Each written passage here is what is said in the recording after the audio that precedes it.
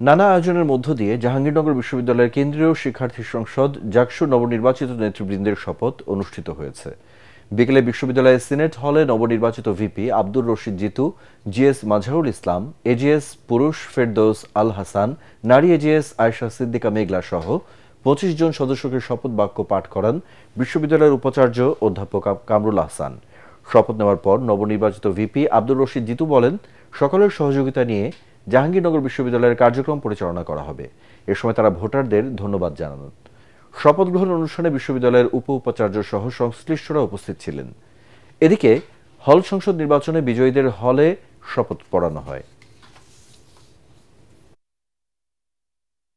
প্রথম দিন এসেই তাদের সিটটি বুঝতে পান, তার জন্য আমাদের জাকসুর পক্ষ থেকে আমরা সর্বোচ্চ চেষ্টা চালিয়ে যাব এবং তাদেরকে আমরা বরণ করে নেওয়ার জন্য অধীর আগ্রহ অপেক্ষা করছি। পর যে জাকসু পেয়েছি এর দ্বারা আমরা আশা রাখছি এই প্ল্যাটফর্মটি শিক্ষার্থীদের জন্য কথা বলবে, শিক্ষার্থীদের অধিকার আদায়ের প্ল্যাটফর্ম হবে এবং প্রতি বছরের ধারাবাহিকতা বজায় রাখবে এবং জাকসু শুধুমাত্র নিজের হবে না, জাকসু হবে সবার। আমরা শিক্ষার্থীদের জন্য কি করতে পারবো এবং যারা আমাদের ভোট দিয়ে জয়ী করেছে তাদেরও চিন্তা যে আমরা কতটুকু তাদের দাবি আদায় করতে পারবো।